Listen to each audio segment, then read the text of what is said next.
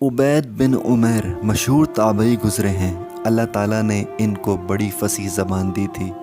इनकी मजलिस में मशहूर सहाबी हज़रत अब्दुल्ला बिन उमर रज़ी अल्लाह ताला अन्हु भी बैठा करते थे और इनके दिल पर असर करने वाली गुफ्तगू से फूट फूट कर रोते थे। मक्का मुकर्रमा में एक जवान औरत थी, शादीशुदा थी। अल्लाह ताला ने इसे गैर मामूली हुस्न से नवाजा था। ये हुस्न भी अजीब चीज़ है। बड़े बड़े बहादुर पहलवान और सूरमा इसके एक अंदाज़ गलत निगाह के वार से ढेर होकर रह जाते हैं। एक दिन ये खूबसूरत खातून आईने में अपना चेहरा देख रही थी। शौहर से कहने लगी, कोई शख्स ऐसा हो सकता है जो ये चेहरा देखे और इस पर फरीख्ता ना हो। शौहर ने कहा, हाँ एक शख्स है। कहने लगी, कौन? कहा, उबैद बिन उमैर। इसे शरारत सूझी। कहने लगी, आप मुझे इजाज़त दें, मैं अभी इन्हें असीर मोहब्बत बनाए देती हूँ। शौहर ने कहा, इजाज़त है।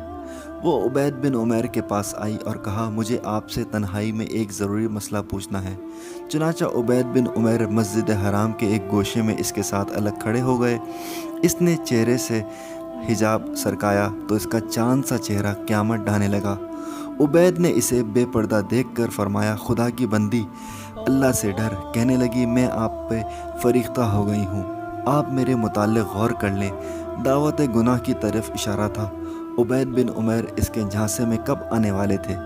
उबैद ने इससे कहा, मैं तुझसे चंद सवालात पूछता हूँ, अगर तूने सही और दुरुस्त जवाबात दिए तो मैं तेरी दावत पर गौर कर सकता हूँ। इसने हामी भर ली और फरमाया, मौत का फरिश्ता तेरी रूह कब्ज़ करने आ जाए, इस वक्त तुझे ये गुनाह कैसा लगेगा? कहने लगी, हरगिज़ अच्छा नहीं लगेगा। जवाब दुरुस्त है।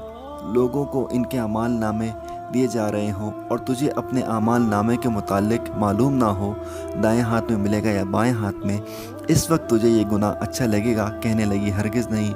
फरमाया, जवाब दुरुस्त। फरमाया, पुल सरात को अबूर करते हुए इस गुनाह की ख्वाहिश होगी? कहने लगी, हरगिज़ नहीं। फरमाया कि जब तू अल्लाह के सामने सवाल जवाब के लिए खड़ी होगी तो तुझे ये गुनाह कैसा लगेगा? कहने लगी, हरगिज़ अच्छा नहीं लगेगा। इसके बाद इससे मुखातिब होकर कहा, अल्लाह की बंदी, अल्लाह से डर। अल्लाह ने तुझ पर इनाम एहसान किया है, इसकी नाफरमानी ना कर।